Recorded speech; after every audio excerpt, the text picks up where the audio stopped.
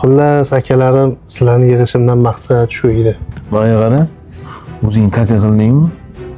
O'zing tozalagin. To'g'ri aytyapti. Qarz olayotganda biz bilan maslahat qildingmi o'zi? Hozir choy qilib o'tirib turinglar. Akalarim puli borligida shu bola ukamiz hech kimdan hech narsa ayamagan. Mashinasini ham sotib yuboribdi. 500 dan tashlab o'rtaga nasiyagami, tirikchiligini qilib yuradi. Bitta mashina olib beraylik shu ukamizga. Ey Mahmad ona, qiyin kelsa o'zing qilaver, bizani aralashtirma. O'zi 2 kunga deb 1 oy oldin olgan $500. Kennoyimdan har kun shuni tema qiladi. Boshim og'ritib yubordi kennoyim. To'g'ri aytasiz, uka. Men ham shundan qo'rqaman-da, uyda janjal bo'lib ketadi. Kundagi keliningiz tug'ilgan kuni mashina beraman deb va'da qilganman.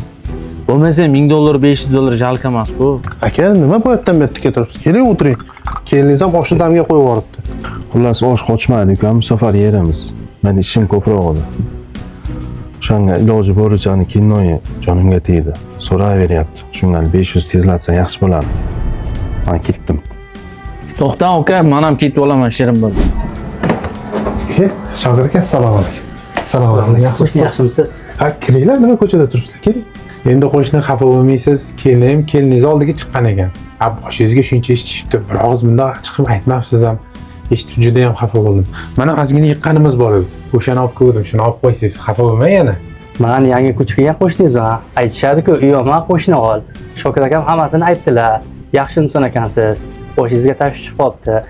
Keliningizga yangi mashina olgandim. Bekorga haydalmayapti, uyda turibdi. Agar xohlasangiz shuni olgancha minib turing, bemalol, bexijolat. Topganda pulini berasiz. Odamni xijolatga ham qo'ydinglar. Men xudo xolasa 2-3 oy ichida qilib beraman. Yo'q, 2-3 oyda emas, topganingizda qilib bersangiz bo'ladi, qo'shni. Ishingizni qilib olavering. Mayli, ko'rishamiz. Mayli, sog' bo'ling. Xo'p. Rahmat. Qarindoshdan emas, begonadan yordam oladigan paytga kelibmiz-a.